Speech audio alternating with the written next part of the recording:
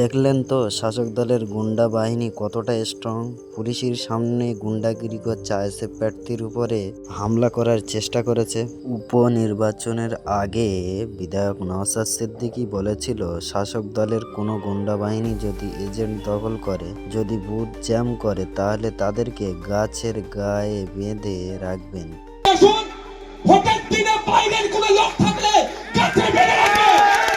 কিন্তু ভোটের দিন আমরা অন্য দৃশ্য দেখেছি। বিধায়ক নওশাদ সিদ্দিকীর কথার সম্পূর্ণ উল্টোটা হয়েছে এবং শাসক দল উল্টে ধাক্কা দিল আইএসএফ প্রার্থীকে। প্রিয় দর্শক, কিন্তু বিধায়ক নওশাদ সিদ্দিকী আশা ভরসা ছাড়েনি।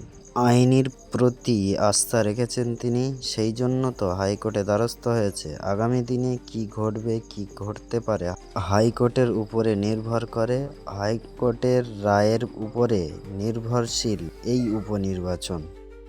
অলরেডি আমাদের প্রার্থীর পক্ষ থেকে নির্বাচন কমিশনে 37টি বুথে পুনরায় নির্বাচন করানোর জন্য আমরা অভিযোগ দায়ের করেছি। বিরোধী দল যদি এই ভোটে জিতে যেত, শাসক দল অর্থাৎ টিএমসি দলের গদি তো যেত না। কিন্তু গুন্ডাগিরি করে এটা কি প্রমাণ করলো শাসক দল?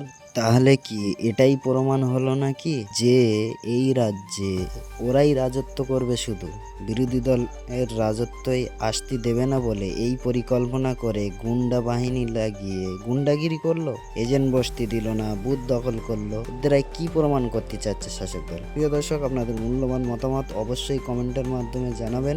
আপনারা দেখছেন Ziauddin report, GR news TV, Kolkata.